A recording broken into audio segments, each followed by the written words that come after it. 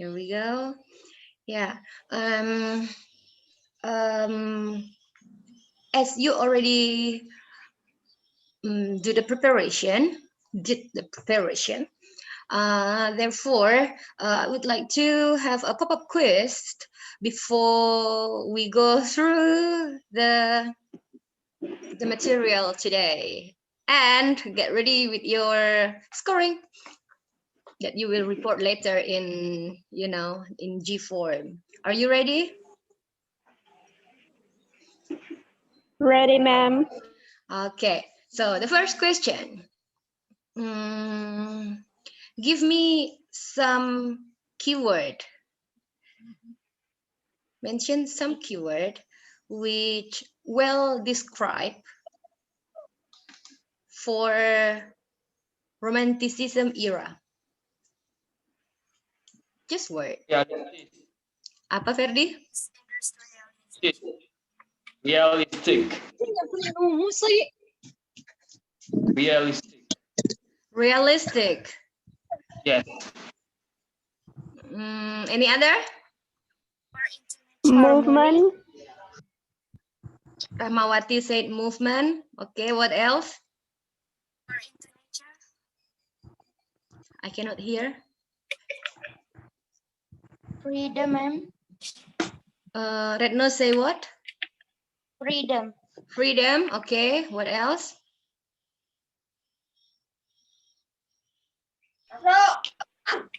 Revolution.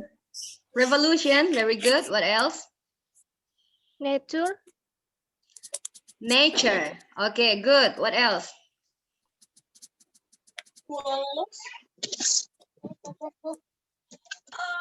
Rizvi said against industrialization, ma'am. Okay, good. What else?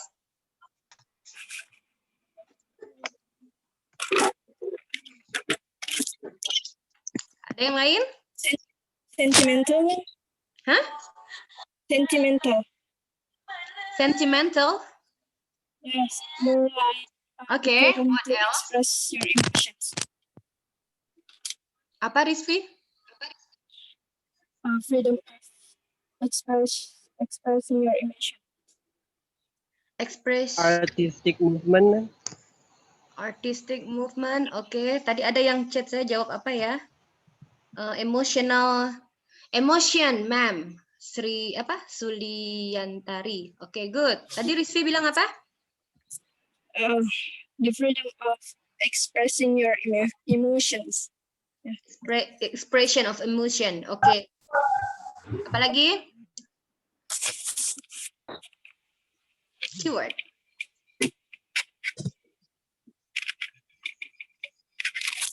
Ada yang mau coba lagi? Ini quiz tahap awal yang pertanyaannya mudah. The birth of a new genre of poetry, ma'am. Once again? The birth of a new genre of poetry. The what of new genre of poetry?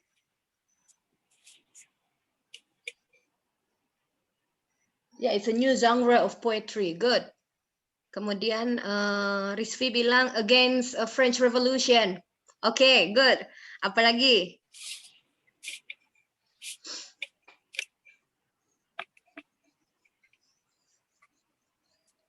Ada lagi? Sebuah gerakan seni, ma'am. Gerakan seni. It's not wrong, but okay. Acceptable. Apalagi? Oh, the birth of new genre of poetry tadi Rahmawati bilang ya. Oke. Okay. Itu new genre maksudnya new pada tahunnya ya, because now we are talking about late 18th century, right? Kalau kita ngomongnya hari ini berdasarkan timeline hari ini, it's old already, right? Yeah. It's artistic and intellectual movement. Okay, good.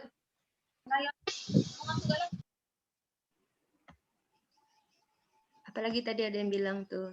Romanticism emphasize the individual, subjective, irrational, imaginative, personal, spontaneous, emotional, visionary, and transcendental. Okay, very good. Tadi itu kind of overall gitu ya. Now the next pop-up quiz is tell me the author or the writers during Romanticism age. William Wordsworth, Very good, William Wordsworth. Lord Byron, Ya, sorry, apa lagi? Jane Charlotte Austen. Bronte, Charlotte Bronte, ya. Bronte itu punya saudara ya? Ada berapa saudara dia tuh? Mereka juga romanticism. Apalagi? Alexander Kreyesik, ma'am. Walter Scott. Ya, Alexander. William Blake, William Blake, ya.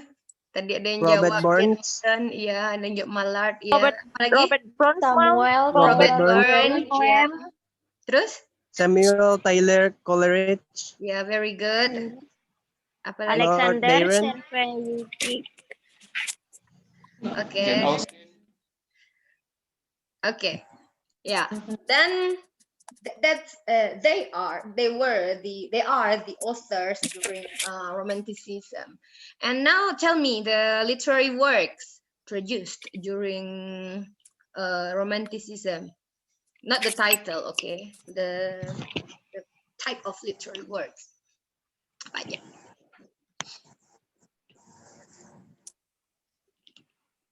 Poet, oke.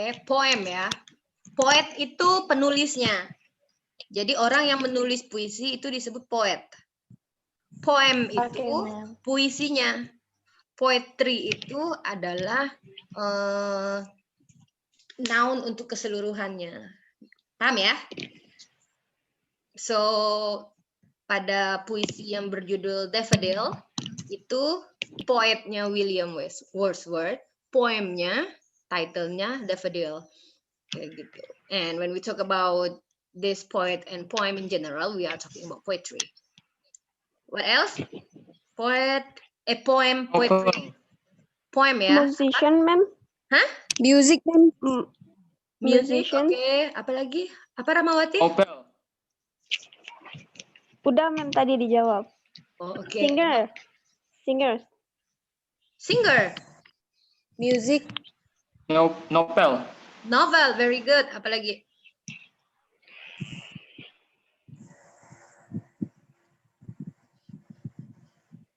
Visual art, Apa Esa? visual art, Visual art, ya. Visual art like painting, right? opera, ma'am, Folk dance, ma'am. Opera, what do you think about opera during this time? Drama, ma'am. Yeah, what do you think about drama at this time?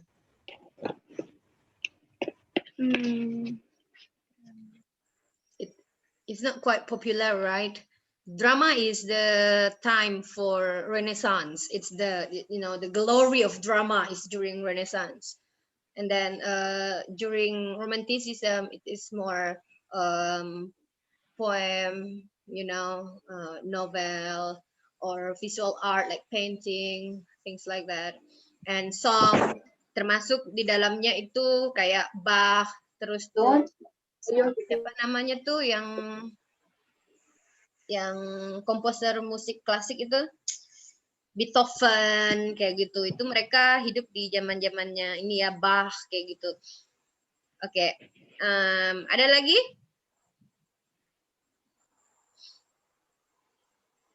Nggak ada? Oke. Saya lihat chat dulu ada ngomong apa ini. Folk dance, ma'am. Ya, Mary Shelley. Oh, itu penulisnya Walter Scott. Oke. Oke, so now let me share di mana itu?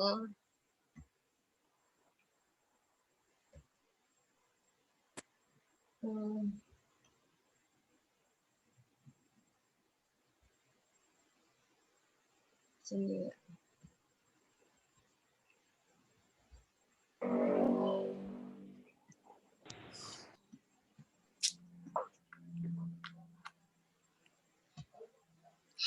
Oh, mati lampu ya? Lampu ya? Okay, can you see my screen now?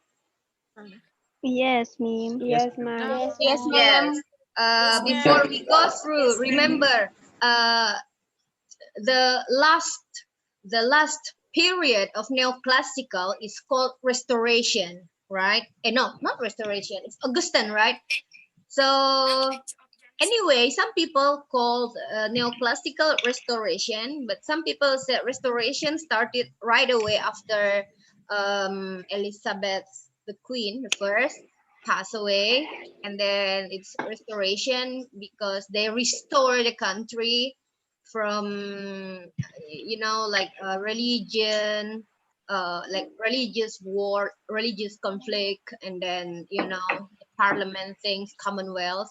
And then we goes to last time we talked about after Restoration, we talk about Augustine, the king that very admire the Augustus Caesar, and also the last one is for Dryden. But anyway, it's all about Restoration, right? Or neoclassical. So right after neoclassical, we arrived at a Romanticism period, which roughly started in the middle of 18th century, di akhir tahun 1600-an akhir, atau kasarannya kita bisa hitung dari tahun 1700 gitu ya. Oke.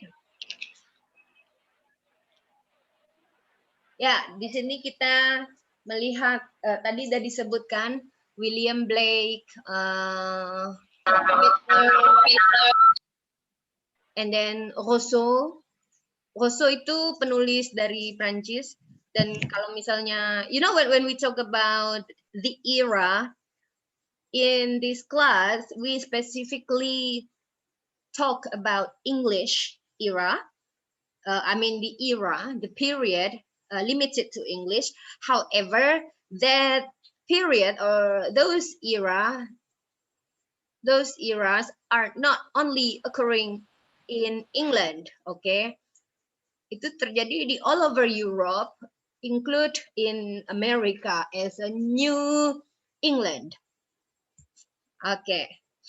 Ya, makanya di sini ada tulisan kan, officially starts in 1798 when William Wordsworth and Coleridge published lyrical ballads. Nah, kemarin itu ketika kalian mereview di persiapan, I saw some of you have already reviewed about lyrical ballad, and then in the YouTube video, you can also find how Wordsworth and Coleridge the same and different at the same time in interpreting the Romanticism period, the Romantic poet, right? So before we talk further about Wordsworth and Coleridge, and one important point that you need to emphasize that Romanticism is nothing to do with, especially Romanticism in England. It has nothing to do with love, like man and woman relationship, like Romeo and Juliet things. No. So when we talk about Romanticism, especially in England, what specifically we are talking about?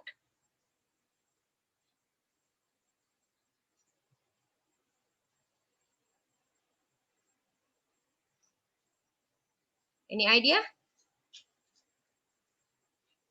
Can you hear me? Yes, ma'am. Okay. Yes, ma'am. Yeah, I repeat. So when we talk about Romanticism, we need to emphasize that Romanticism, especially in England, Romanticism period in England has nothing to do with love, with personal relationship between man and woman, between I love you, you love me, oh la la, something like that. But the Romanticism era is especially focused on what? Artistic Intellectualism. And art, maybe. Any other? Supernatural, nature, and the Intellectualism. Yeah, nature. Yeah, we talk about nature. You can see from William Wordsworth poems, it's more about the nature, about the sky, about the flower, about things like that. It's more nature. And if we talk about the feeling, it's not like like the feeling of a woman that falling in love with a man, or atau sebaliknya. It's not. Walaupun ada yang seperti itu, tapi basically when we talk about romanticism in England, it's mostly we talk about nature. Okay. Kemudian ya, tadi pertanyaan pop-up quiz yang awal tadi kan apa aja keywordnya dari romanticism. The first and the most is imagination. So here people, the author, emphasize more on imagination over logical. Kalau di tahunnya neoklasikal itu kan logik ya. Siapa ilmuwan itu? Newton, terus tuh kamus dibuat. So people emphasize on logic, the logic, how to be rich, how to be in a good order. But in romanticism, it kind of I don't want to say opposite, but it's kind of different, They emphasize on imagination, even though just for a little thing, but what we emphasize here is the imagination and feeling. So I like romanticism very much because it's just beauty and imagination, And then, like before I said, also it's about nature, and it's about symbolism and myth. So many symbol and myth here, and then emotion and self, as I said before. So it's more about how a poet, the author, express the emotion and the self. Ada satu quote yang luar biasa dari Rousseau kalau saya nggak salah. It's kind of like this, I don't remember the exact quote, but it is said like this, I'm not an aristocrat, I'm not kind of influential person, however I'm different. So the focus on romanticism is also to be unique, to be self that unique. And I think it is really good to be implemented in our life nowadays, di mana orang-orang yang lagi gila TikTok semuanya TikTok kayak gitu. It's like if you are not doing TikTok, you are weird, something like that. It's just like, why don't you do things different?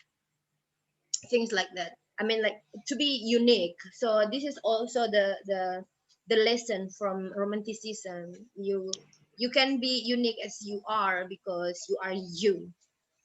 And we have romantic hero di dalam karakter cerita tuh. We have romantic hero, and then they like to put paradoxical combination, seperti di puisinya Blake tuh, a child is the father of a man. Itu kan paradok ya. Masa seorang anak adalah ayah dari laki-laki? Kan harusnya kan a man is the father of a child, right? But in William Blake's poet, he said a child is a father of a man. What does it mean? Because child, a child, being in childhood is just precious. It's unique. It's honest, Look at child. They were free. It's not they don't care about society, but they are free from society judgment, So in romanticism, they admire being a child, or they admire childhood very much. And then tadi Rizvi juga menyebutkan tentang they are against French Revolution. Not only French Revolution, but revolution in general, they are against it. Especially about French Revolution. Di dalam French Revolution itu kan sebelum meletusnya French Revolution di Prancis itu kan ada kaum borjuis, lu borju, laga lu tuh tahu ini itu kayak gitu ya kalau lagunya. Dan yang ada kalangan bawah atau rakyat jelata ini atau disebut Filistin. But surprisingly for romanticism, romantic author, they are against it because revolusi itu kan bikin rusak ya, bikin rusak tempat, bikin rusak apa gitu. They don't like it. And then mostly, in romanticism author or penggiat atau penggerak atau tokoh-tokoh romanticism itu tuh orang berada. Jadi tuh kan kasarannya tuh mereka tuh nggak mikir duit gitu loh, mereka tuh nggak mikir bertahan hidup, mereka tuh mikirin indah kayak gitu. Sekarang bayangkan when you talk about romanticism untuk slave, untuk buruh, nggak kena itu. Makanya romanticism is a special movement, it's a perfection, it's imagination. Karena apa? Yang kayak gitu-gitu nggak semuanya terimplementasi di as we said before, romanticism is not logic. It's not, bukannya saya bilang dia nggak pakai logika ya, tapi imagination is above logical. Jadi kamu bisa bayangkan ya, kalau misalnya we talk about emotional, about feeling, sama orang yang lagi kelaparan itu kan nggak nyambung ya. Makanya tokoh-tokoh romanticism ini tokoh-tokoh yang kalangan menengah ke atas gitulah. Kayak William Wordsworth itu, zaman revolusi Prancis, dia jalan-jalan ke Prancis, jalan kaki, dibilang kan walking journey katanya kan, makanya dia bisa melampiaskan perasaannya terhadap revolusi Prancis yang dia tidak setuju tadi itu. Kalau misalnya dia kalangan slavery yang lagi membudak di industrial revolution yang akan segera menjelang tiba di England, nggak ada dia jalan-jalan di Prancis pada masa krisis kayak gitu ya.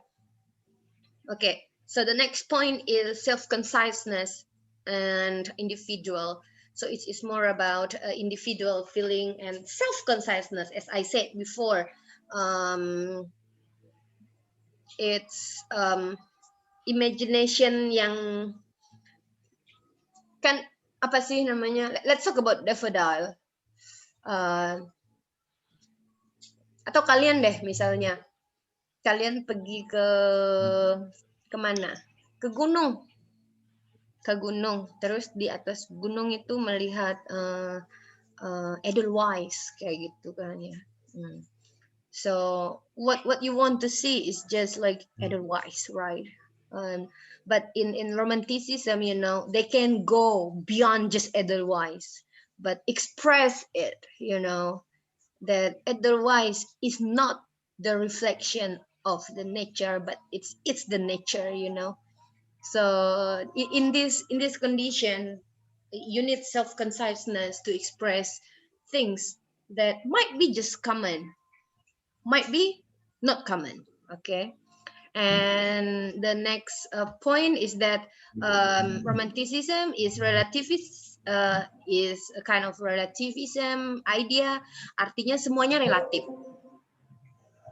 Oke, semuanya itu relatif. Jelek itu relatif, cantik itu relatif, logik itu relatif, semuanya relatif kayak gitu. It depends on your feeling. Makanya balik lagi ke atas, it depends on perasaanmu dan berdasarkan imajinasimu. Semuanya relatif. Udah mau habis ya waktunya, 8 menit lagi masih. Oke, di sini tadi dijelaskan yang imagination tuh kayak gimana gitu. Saya rasa saya ini udah jelaskan tadi ya, nature juga tadi, alam. Nature was viewed as organic. Itu tuh salah satu poinnya.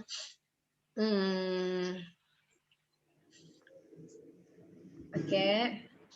Simbol tadi sudah mereka di zaman romantisisme itu banyak sekali menggunakan simbol. Nanti kita lihat pada puisi. Yang penting kalian ingat ya, we talk about symbol, myth, we also emotion, you know. Nanti di salah satu puisinya Wordsworth itu kita bisa menemukan analisis ini di dalam puisinya. So, ada ya, shift in literary criticism from mimetic to expressive. Dan mimetic itu poin ketiga. Mimetic itu artinya kan mimik, artinya tiruan kayak gitu. Jadi kalau dulu orang bikin karya seni atau karya sastra, alam itu bukan alam sih. Karya sastra itu kan tiruan dari kehidupan kayak gitu. Tapi untuk di romanticism itu mereka nggak mau bilang, makanya tadi when we define art gitu ya, kita tuh mendefinisikan seni pada zaman dulu, Plato sampai sebelum romanticism, mereka selalu dari Plato itu mengemukakan kalau seni dan karya sastra itu adalah mimetic, is the mimic, itu adalah tiruan dari real life. Tapi menurut romanticism itu enggak. Karya sastra dan seni itu bukan tiruannya alam, tapi karya sastra itu apa? Help to better understand it. Jadi karya-karya seni itu lebih pada bagaimana sih kita akhirnya mengerti, memahami, merasakan karya itu sendiri, bukan hanya sekedar tiruan kayak gitu ya. Kemudian mana lagi? Kalau kalian rajin baca atau nonton juga nggak apa-apa, boleh cari Frankenstein. Saya rasa kalian udah pada nonton, ada yang monster itu kan. Dia nggak monster sih, itu diciptakan Frankenstein itu. Kan kalau di lagunya Queen itu ya Pak ya, ada menyebutkan kata Frankenstein yang dari Shelley sini juga, penulisnya dari romantik.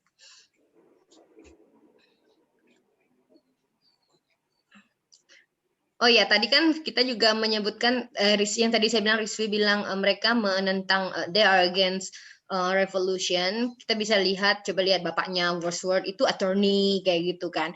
Wordsworth juga pada akhirnya dapat penghargaan apa, jadi Nobel laureate di sastra Inggris kayak gitu ya. So, Black itu apa, Royal Academy. Jadi mereka orang-orang terpandang ya. Apa ya, mereka nggak mikirin perut lagi gitu loh maksudnya. What I mean here is you have to understand this situation, which doesn't mean they are wrong, okay? Jadi kita harus mengerti kenapa mereka bisa memiliki pemikiran-pemikiran seperti romanticism itu. Jadi mereka bukan dari kalangan Filistin. Filistin tuh kalangan rakyat jelata ya, nggak ngerti seni kayak gitu kan ya. Orang nggak beradab lah kata kasarnya. Dan Jewish itu upper class. Mereka itu non-working class. Orang kaya tuh nggak kerja. Orang kaya tuh ya kaya aja kayak gitu, menikmati kekayaan.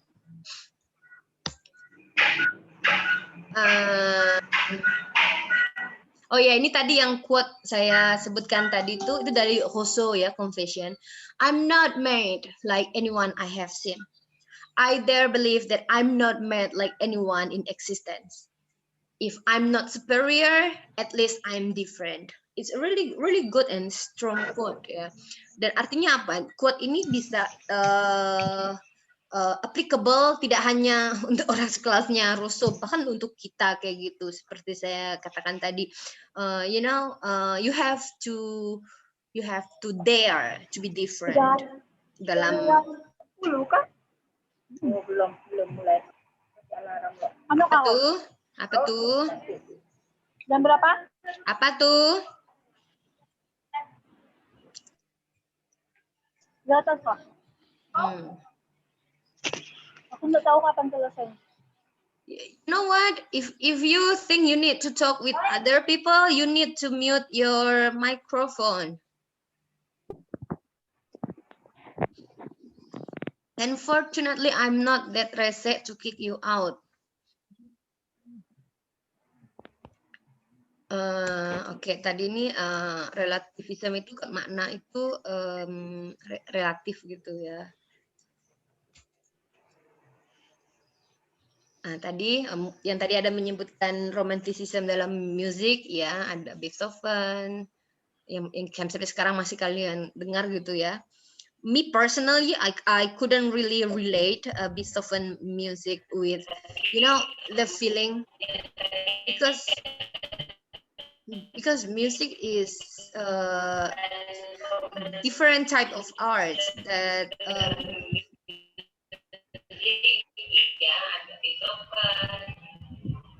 feedback ini suara saya nih. Ada yang pakai dua ini kah?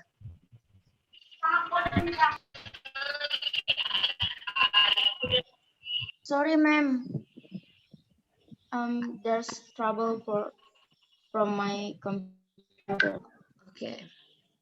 Saya kira pakai dua akun. Soalnya kalau pakai dua akun juga dia bisa feedback. Oke. Waktu sudah mau habis. Jadi ini pada tahap awal ini adalah pengantar tentang romanticism. Setelah ini kita masuk Zoom lagi. Kita akan membahas William Wordsworth dan karyanya Daffodil. Oke? So, we'll come back after this.